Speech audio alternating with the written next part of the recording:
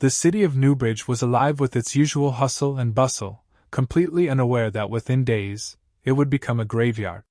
People moved through the streets, lost in their daily routines, while the infection silently spread among them. It started with fever, chills, and hallucinations, nothing that alarmed the public. But soon, those infected began to act violently. Reports surfaced of people biting others, attacking their own families. Yet, the authorities dismissed it as hysteria. Dr. Emily Carter, an epidemiologist, had been tracking the virus for weeks. She sat in her dimly lit office at the Center for Disease Control, staring at the alarming reports.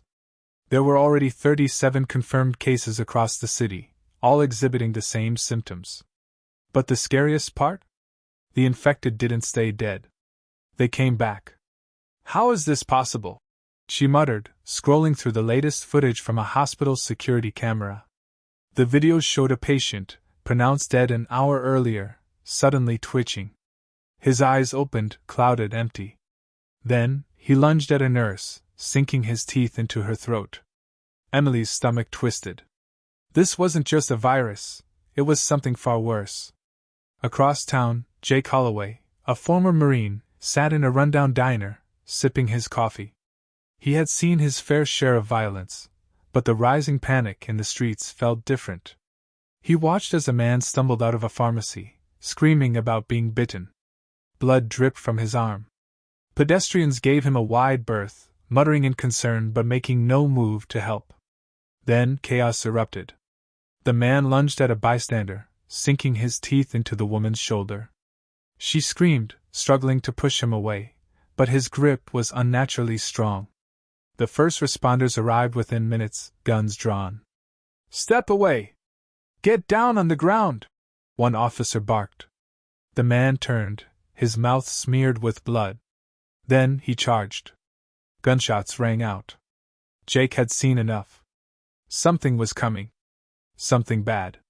He threw a few bills on the counter and left, his military instincts screaming at him to get ready for the worst. Meanwhile, at Newbridge General Hospital, nurses and doctors fought a losing battle. The ER was overwhelmed with patients showing similar symptoms: fever, violent aggression, and a thirst for human flesh. The infected lashed out at medical staff, biting and clawing. Those who were attacked soon exhibited the same symptoms, and the cycle continued. Dr. Emily arrived at the hospital, pushing past terrified nurses. "Where's the containment unit?" she demanded. A doctor, his hands shaking, pointed toward the isolation ward. "It's full. And they're changing." Emily felt a chill run down her spine. As she stepped into the ward, she saw what he meant. Bodies lay on gurneys, still and lifeless. Then, one by one, they twitched, moved, and rose. The first infected lunged at a nurse, tearing into her flesh. She shrieked as blood sprayed across the room. Panic broke out. Doctors ran. Patients screamed. The hospital became a slaughterhouse in seconds. Emily backed away, her heart pounding. The virus wasn't just killing people, it was bringing them back. Elsewhere in the city, a news broadcast interrupted regular programming. "We have breaking news. Reports of violent attacks are coming in from across the city. Authorities urge citizens to stay indoors. I repeat, do not approach the infected." Suddenly, the camera shook violently. The reporter screamed. The feed cut to static. Jake, now home in his apartment, loaded his shotgun.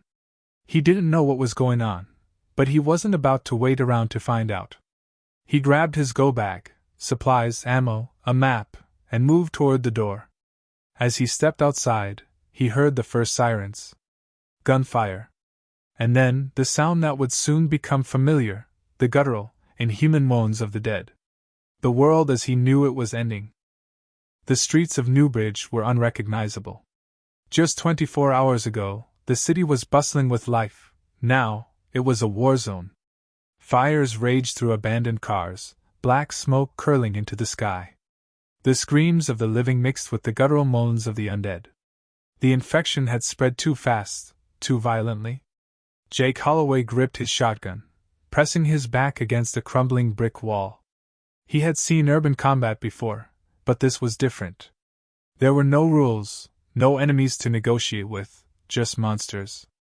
Across the street, a woman sprinted toward a police barricade, her clothes torn, her voice hoarse from screaming. "Help me!" she cried. But the officers at the checkpoint were already overwhelmed. Their squad cars had been overturned, their fallen comrades were rising again. One officer, a young rookie, hesitated before raising his rifle. "Stay back!" he shouted, his voice shaking. The woman never made it. A group of the infected swarmed her from behind, dragging her to the ground. Her screams were swallowed by the sound of tearing flesh. Jake clenched his jaw and turned away. He couldn't save everyone. Dr. Emily Carter, the last warning. In the crumbling Center for Disease Control, Dr. Emily Carter wiped blood off her trembling hands. The virus had hit the facility just as hard as the city. The halls were lined with corpses, some dead, some not dead enough. Only a handful of researchers remained, barricaded in a lab. Emily leaned over a desk, scanning the latest reports. The virus was airborne. It wasn't just spreading through bites, it was in the air now. Her assistant, Dr. Raj Patel, pushed his glasses up his nose, his face pale. "We need to get this information to the government," he whispered. Emily let out a bitter laugh. "Raj, the government's gone." She gestured to the flickering emergency broadcast screen in the corner. It had been repeating the same message for hours. "Evacuate to designated safe zones. Stay indoors. Trust no one." The screen flickered. Then, for the briefest moment, a new message appeared, one that made Emily's blood run cold. "Containment failed. Initiate Protocol Zero." Raj's breath hitched. "Protocol Zero? They're wiping out the cities." Emily grabbed his wrist. "We need to go. Now." Evacuation attempts: a city in ruins. The military had arrived, but they weren't there to save people. Soldiers in biohazard gear pushed back civilians, forcing them away from quarantine zones. Helicopters roared overhead, dropping napalm bombs onto the worst infected areas. The government had given up containment, now they were focused on destruction. Jake moved through the shadows, avoiding both the dead and the living. He saw families begging for help, soldiers refusing to let them through. People turned on each other, a mother pushing past an old man, a father abandoning his child to escape faster. Then gunfire. The barricades were falling. The dead didn't stop. Didn't get tired. Didn't fear bullets. Jake saw a group of survivors trying to board a military truck. A young soldier, barely in his 20s, shouted, "We're full! No more room!" A desperate man lunged for the vehicle, trying to climb aboard. The soldier hesitated, then pulled the trigger. The man collapsed, blood pooling beneath him. Jake exhaled sharply. This wasn't an evacuation. It was a slaughter. Nowhere is safe.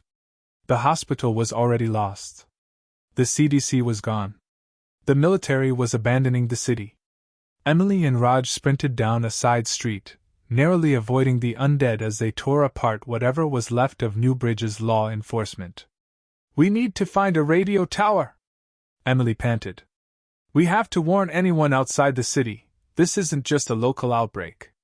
Raj's face was tight with panic. "And then what? Even if people hear us, where do we go?" Emily didn't have an answer. As they turned a corner, they nearly collided with Jake. He raised his shotgun on instinct, but Emily grabbed the barrel and shoved it down. "Don't!" she gasped. "We're not infected." Jake narrowed his eyes, scanning them quickly. No bites. No wounds. Just terror. He lowered his weapon slightly. "Who are you?" he asked. "Dr. Emily Carter," she said. "I worked at the CDC. I know what's happening." Jake frowned.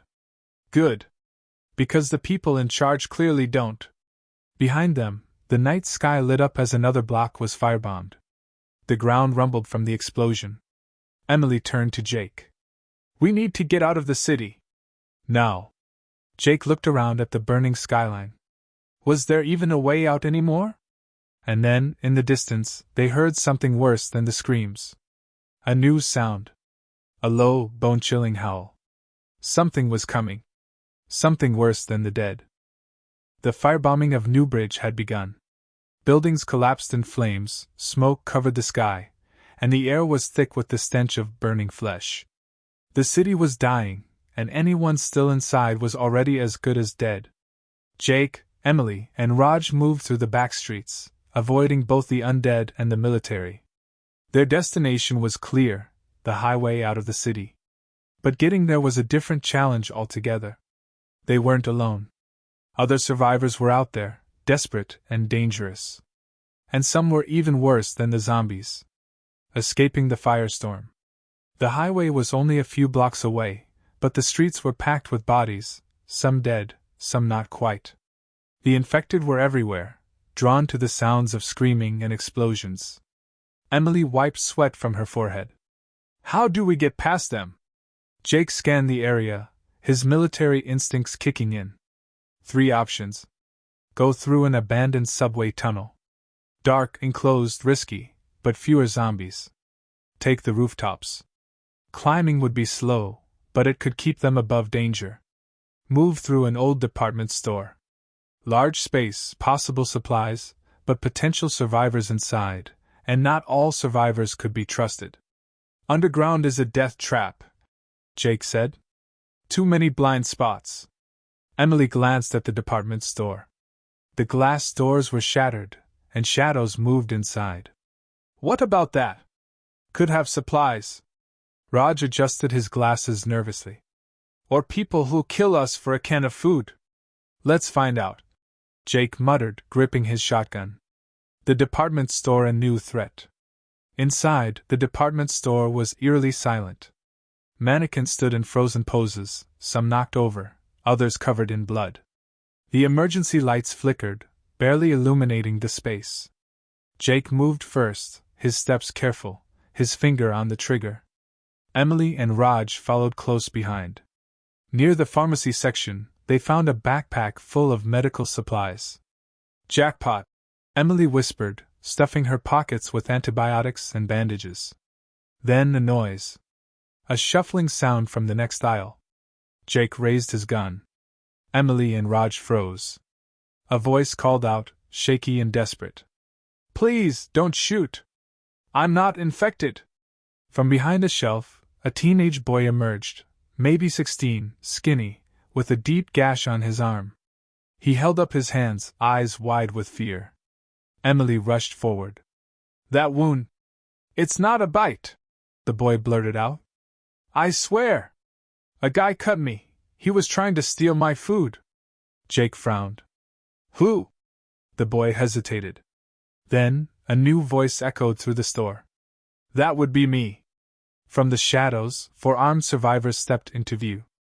Their leader, a tall man with a jagged scar across his cheek, smirked. You've got 2 choices, he said. Drop your weapons and share your supplies, or we take M from your corpses. Raj whispered. I told you this was a bad idea. Survivors or prey? Jake didn't flinch. He had dealt with worse men before. You fire a shot, you'll bring every zombie in the city down on us, Jake said coolly. The scarred man grinned. Then I guess we keep it quiet. He nodded to one of his men. A knife flashed as the thug lunged at Jake. Jake moved fast. He dodged the blade, grabbed the attacker's wrist, and snapped it. The man screamed, too loud. Emily's heart stopped. The undead outside heard it. And now, they were coming. The horde breaks in. The first zombie smashed through the glass doors. Then another. Then dozens. Scarface and his gang panicked. Shit! Fall back! But it was too late. The undead poured into the store, knocking over mannequins, clawing at anything living.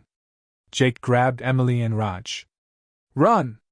The teenage boy, still bleeding, stumbled. Emily turned back. Come on! She shouted. The kid hesitated. Then, with sheer instinct, he followed them. Meanwhile, Scarface and his men weren't so lucky. One of his thugs was dragged down, screaming as the zombies tore him apart. Another fired blindly, a mistake.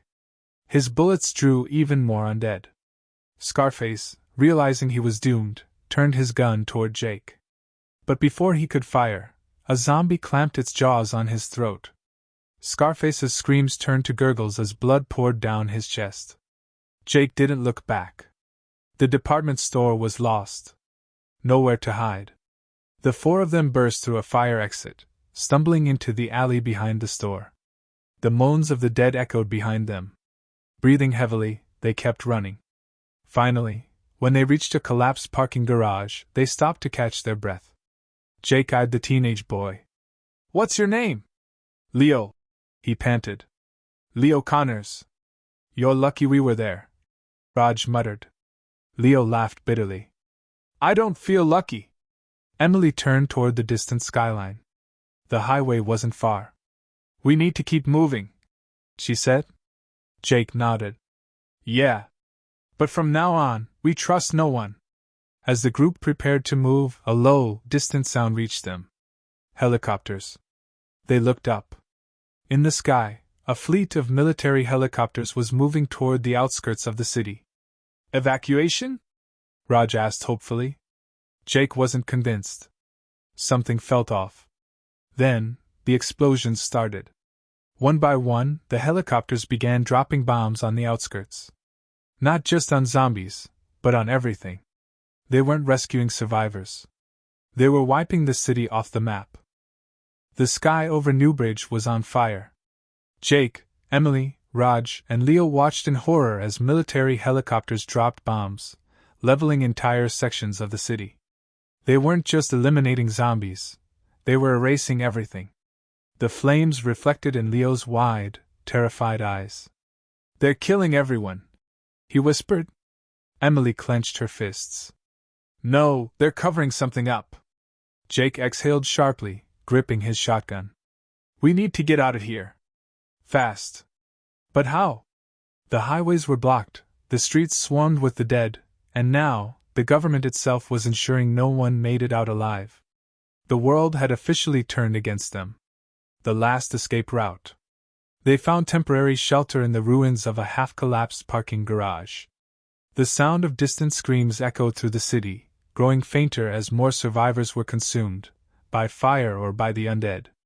Emily sat against a cold concrete wall, breathing heavily. "We need a new plan." Raj, still shaken, adjusted his broken glasses. "We were heading for the highway, that's not an option anymore." Jake scanned their surroundings. There had to be another way out. Then Leo spoke up. "There's the river." Everyone turned to him. Leo hesitated, but continued. "My dad, he worked at the harbor. There were fishing boats, supplied barges. If we can get to the docks, we might find a boat." Jake nodded slowly. "That's our best shot." But Emily's face was grim. "The docks are on the other side of the city." Which meant crossing through the worst of it. A city devoured. Navigating Newbridge had become a nightmare. The streets were unrecognizable, collapsed buildings, burning cars, and an endless tide of the infected. The group moved carefully through narrow alleyways, avoiding open streets where zombies staggered aimlessly, moaning in hunger. Then, gunfire. Up ahead, in a gutted police station, a group of desperate survivors was making a stand.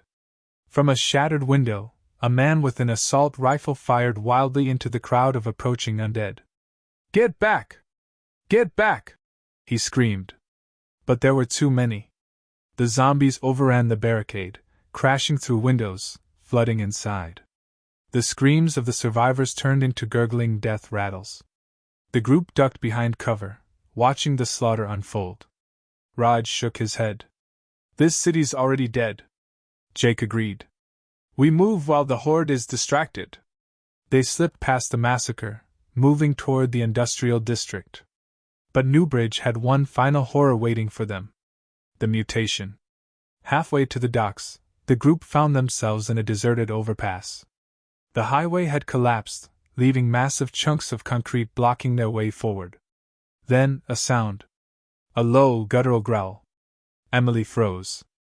"Did you hear that?" Jake turned slowly.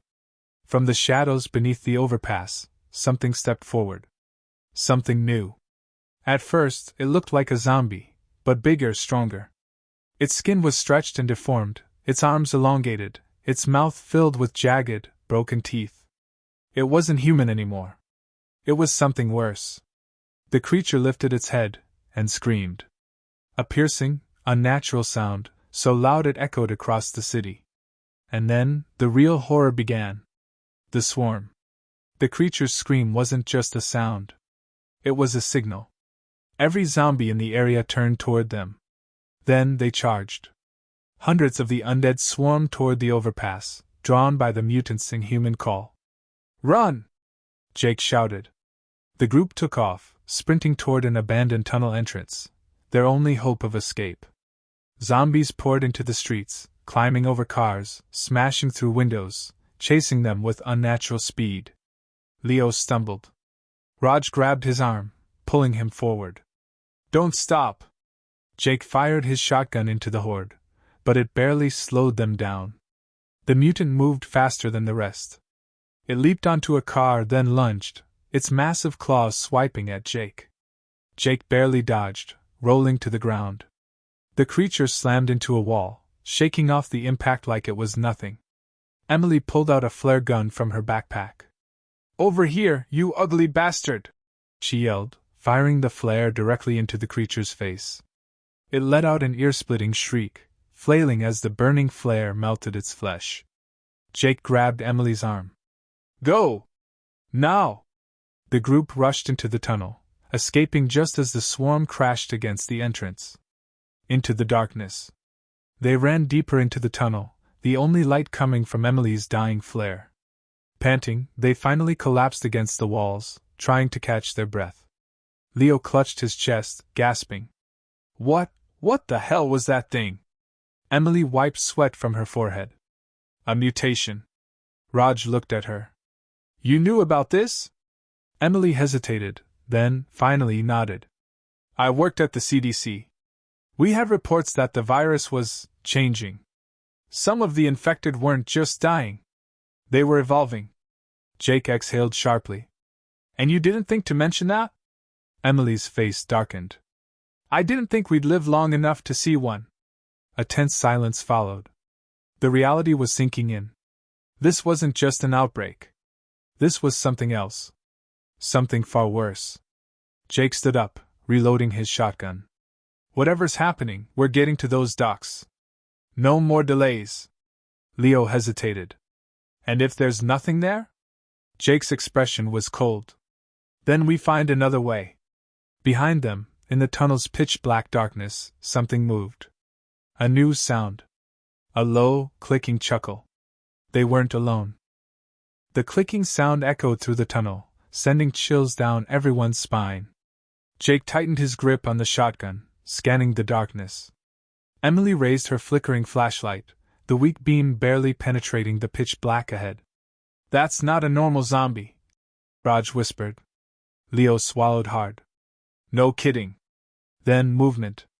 A shadow darted across the tunnel walls, fast and deliberate. Not like the usual infected. Then came the laughter. A sick, unnatural chuckle that sent terror rushing through their veins. Whatever was down here wasn't just hunting them. It was playing with them. The ambush. Jake took a step forward, keeping his shotgun raised. "Stick close. No one makes a sound." The group moved carefully, trying to stay silent. The tunnel stretched on, damp and claustrophobic. Then, a rush of air. Something moved behind them. Leo spun around, his voice shaking. "It's behind us!" Jake whirled just in time to see a figure drop from the ceiling. It landed on all fours, human-like, but not human at all. Its skin was gray and stretched, its limbs too long, its mouth grinning too wide with rows of needle-sharp teeth. Then it spoke. "Run, little ones, run!" Emily's blood ran cold. Before she could react, the creature lunged. Desperate escape. Jake fired, the shotgun blast echoing through the tunnel. The creature shrieked, flipping backward into the shadows. But now, the noise had drawn attention. From the darkness, more moans began to rise. Shit! Jake reloaded. Run! The group took off, sprinting down the tunnel as the undead poured in from both sides. Leo tripped. Raj grabbed him, pulling him to his feet. The mutant raced along the tunnel walls, impossibly fast. It lunged at Emily, but at the last second she swung a metal pipe into its skull. It staggered, but didn't go down. Then, it laughed again. You can't hide, it whispered. Jake didn't waste time. He fired point-blank at its head. This time, the creature stayed down. But there was no time to celebrate. More infected were coming. They needed to get out, now. The subway exit. Finally, they spotted a rusted maintenance ladder leading up to the surface. Jake went first, climbing quickly and kicking open a rusted manhole. Go, go, go! He yelled. Raj climbed up, followed by Leo.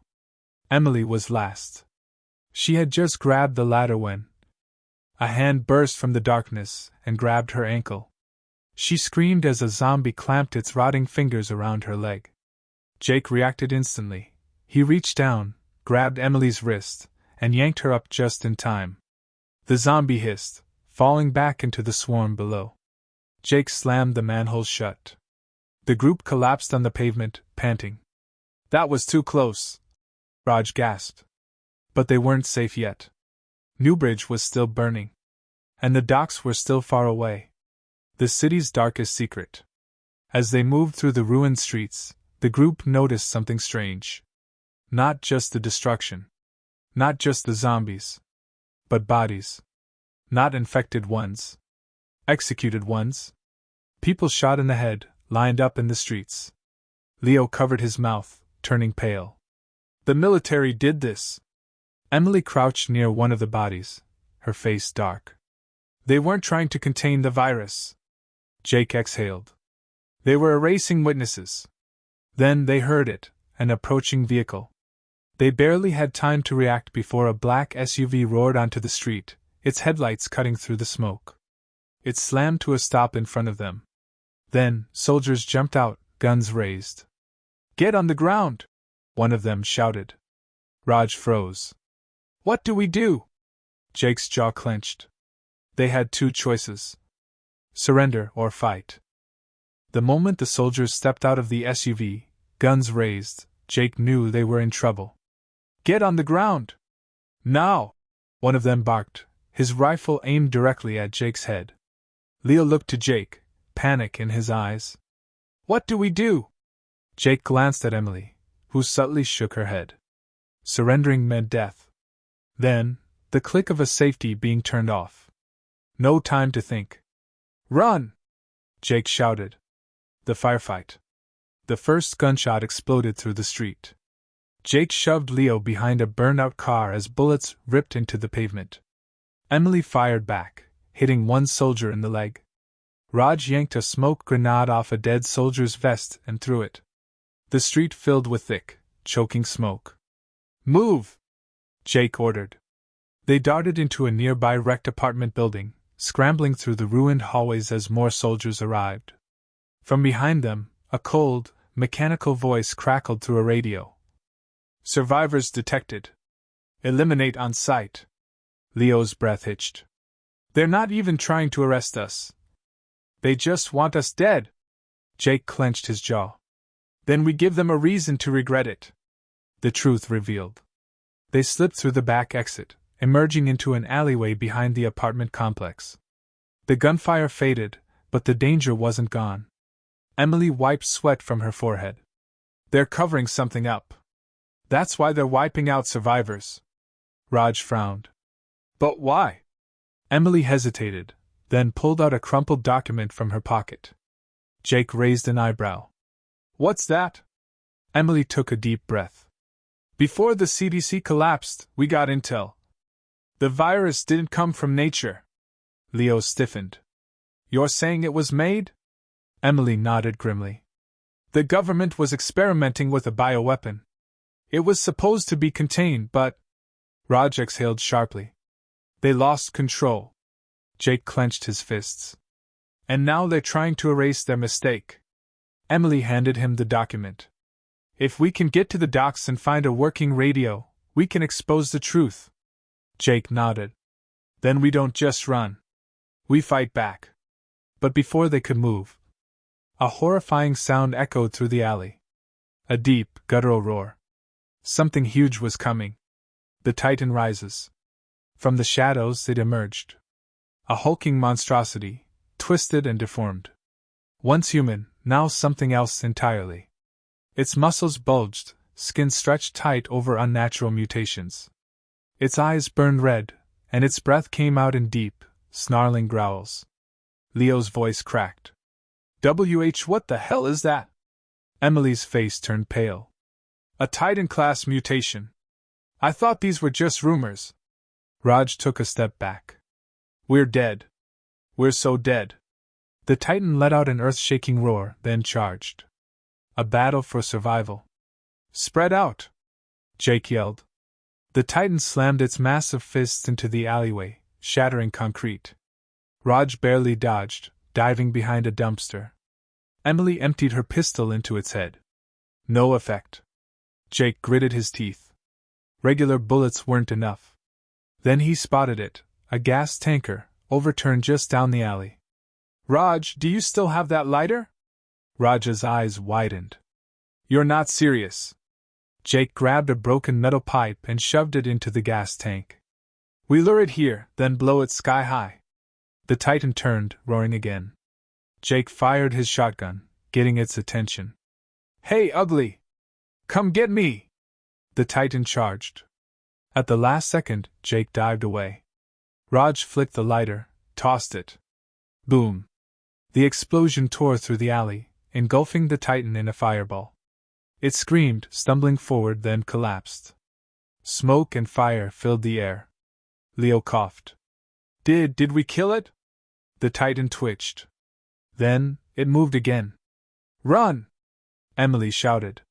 The final push to the docks. The group sprinted through the burning streets, the Titan's rage-filled screams shaking the air behind them. They dodged wreckage, ran through abandoned stores, and climbed over debris. The city was crumbling, but they were almost there. Finally, they reached a highway overpass, and beyond it, the docks. Jake exhaled. We're close. But then... helicopters. Black military choppers hovered over the docks, floodlights sweeping over the water. Leo's stomach dropped. They're already here. Jake's eyes darkened. Then we get there before they finish cleaning up. Raj shook his head. That's suicide. Jake turned to them. We didn't come this far to give up. If we stop now, no one will ever know the truth. Emily gripped her gun. Then let's finish this. They prepared themselves for one final battle. A fight for survival. A fight for the truth. A fight to end the nightmare. To be continued.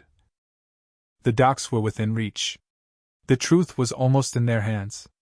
But the closer they got, the clearer it became, they weren't alone. The black helicopters hovered over the waterfront, their spotlights sweeping over the area. Soldiers moved in formation, securing key points. And behind them, a massive cargo ship sat docked, its deck crawling with more armed troops. Raj clenched his fists. That's not just a cleanup crew. That's a full military operation.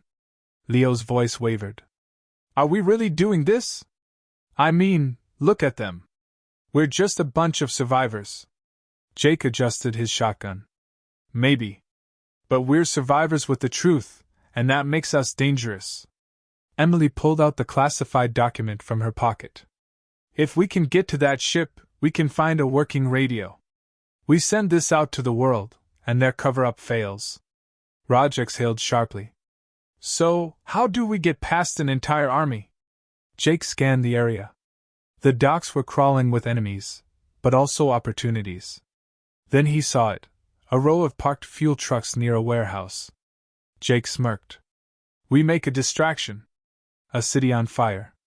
The plan was simple, cause chaos, then slip through the gaps. Raj and Leo crept toward the fuel trucks, careful to stay out of sight. Emily and Jake positioned themselves near a stack of old cargo containers.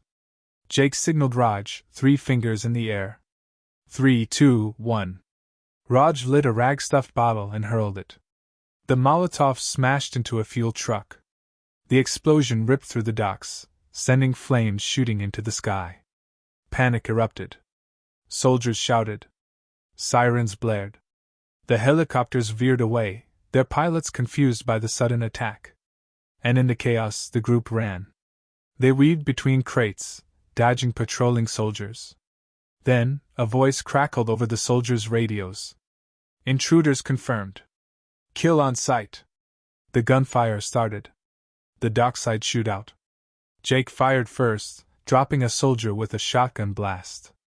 Emily took down another with a precise headshot. Leo ducked behind cover, gripping his pistol. They know we're here. Raj fired wildly, forcing the enemy to scatter. No kidding, genius! Bullets tore through wooden crates, splinters flying in all directions. Then, a grenade bounced near them. Get down! Jake tackled Emily behind a steel container just as the explosion ripped through their cover. Smoke and fire filled the air. And then, from the darkness, heavy footsteps approached. A soldier in black armor, far more advanced than the others, stepped forward. His visor glowed red. Raj swore. Oh, come on! What the hell is this guy?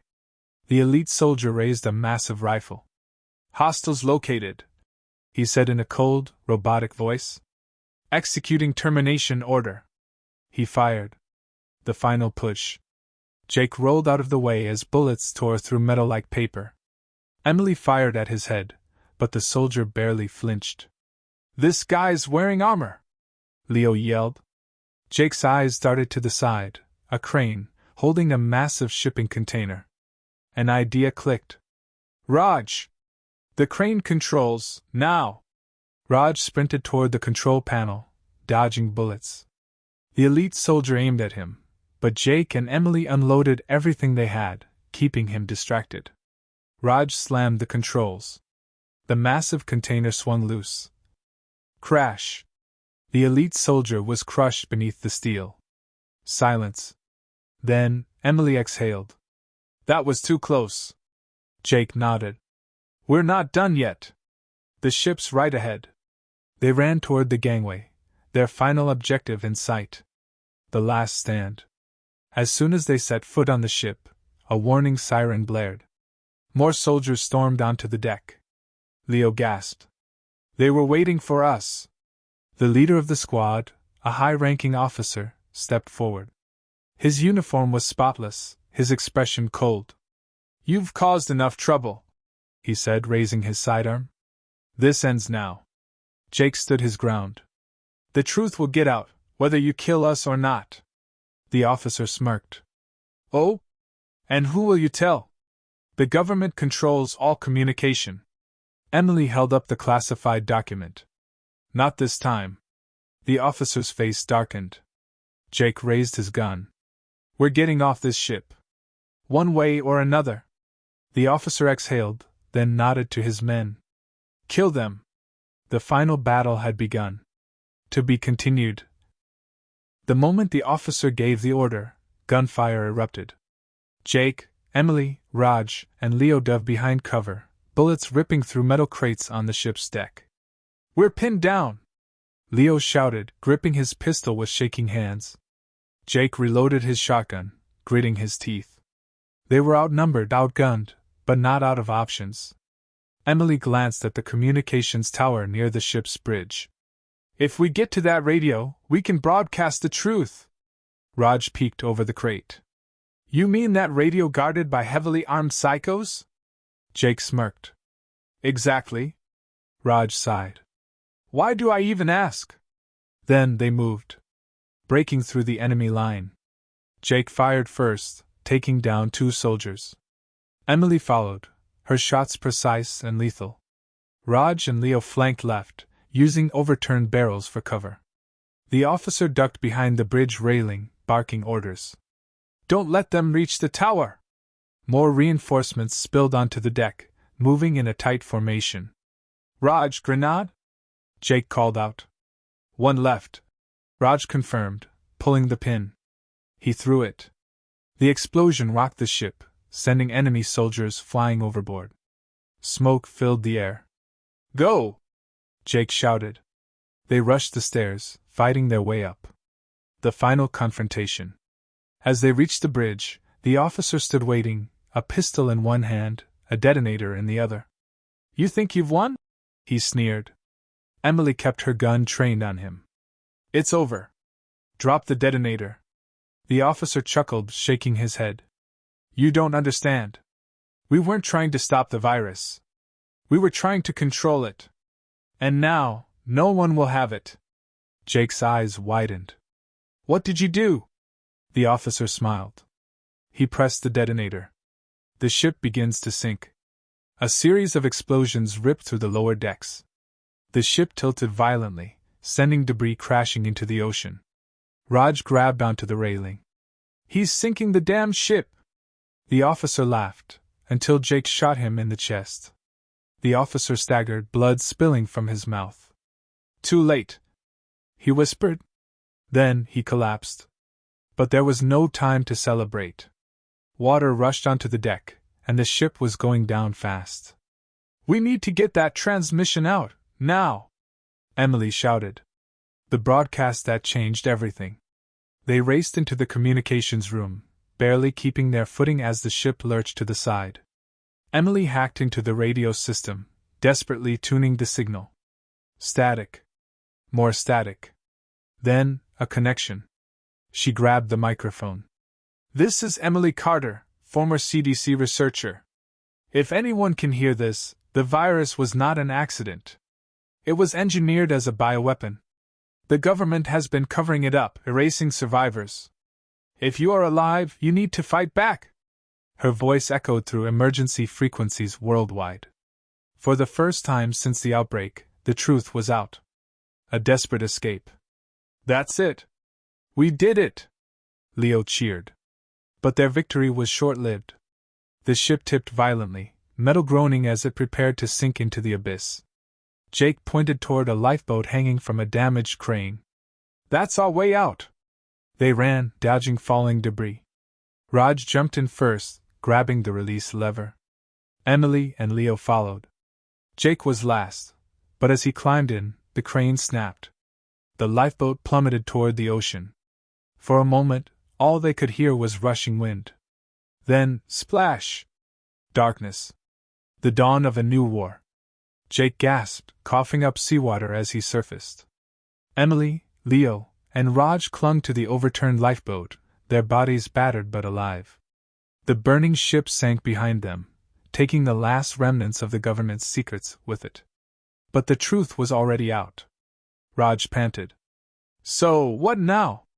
Emily looked toward the smoke-covered horizon, her eyes filled with determination. Now? We fight. The world knew. The war was just beginning. The end, for now.